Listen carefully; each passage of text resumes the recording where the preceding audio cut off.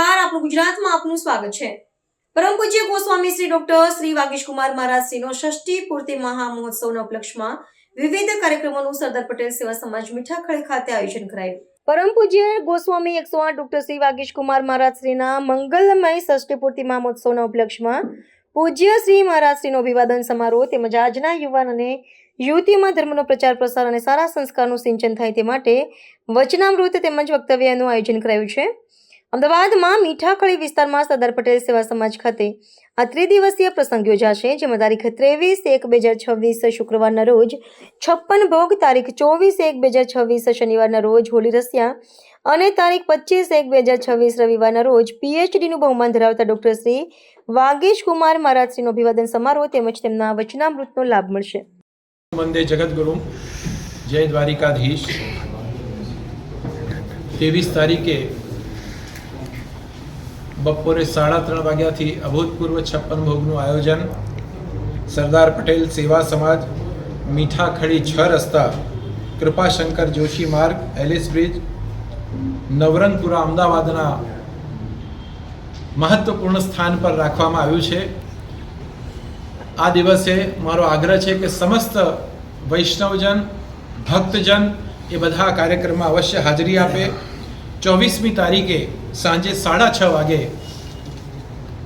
ભગવાન કૃષ્ણની જે વાણી હતી બ્રજભાષા એના રસિયાઓનો કાર્યક્રમ રાખ્યો છે અને એ રસિયા કેવી રીતે કરવા, કેવી રીતે ગાવા એનું આખું ખૂબ સુંદર નૃત્ય નાટિકા સાથેનો કાર્યક્રમ નિર્ધારિત કર્યો છે। તો એ સિવાય ડૉક્ટર પિયુષભાઈ પરીખનો આવતીકાલથી પ્રવચનોનો કાર્યક્રમ શરૂ થઈ રહ્યો છે। 25મી તારીખે દીપેશભાઈ ભટ્ટ કરીને એક સંગીતકાર છે, એમનો સંગીત સંધ્યા છે અને સાંજે અભિવાદન સમારોહ રાખ્યો છે, જેમાં મારી બહુ ઈચ્છા છે કે બધા જ મહાનુભાવો જે અમદાવાદ અને આસપાસના ગામોમાં અમારા મંદિરો છે એ બધા જ મહાનુભાવો ઉપસ્થિત થાય અને એમનું અભિવાદન કરવાનું સદભાગ્ય મળે।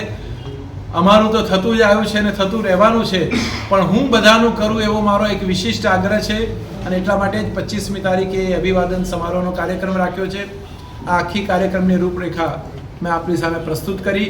બધા જ કાર્યક્રમોમાં બધાને હાજરી આપવા માટે મારું હૃદયનું આમંત્રણ છે।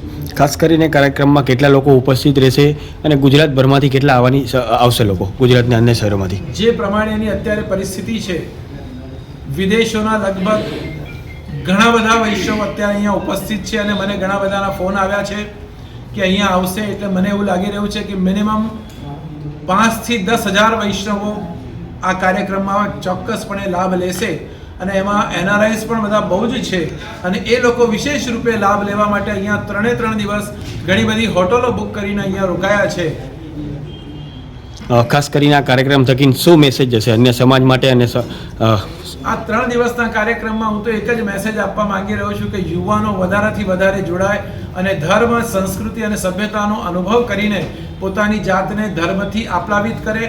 જો ધર્મ નહીં હોય યુવાનમાં તો યુવાનને ભટકવાની શક્યતાઓ વધી જશે અને જો ધર્મ સાથે યુવાન ચાલશે તો એ ક્યારેય ભટકી નહીં શકે। એની જવાબદારી અને ગેરંટી વોરંટી લેવા અમે તૈયાર છીએ। तो व्हाट्सएप, ट्विटर, फेसबुक, इंस्टा जहाँ भी आपका अकाउंट है, इसे शेयर बटन के द्वारा वहाँ पर शेयर करें।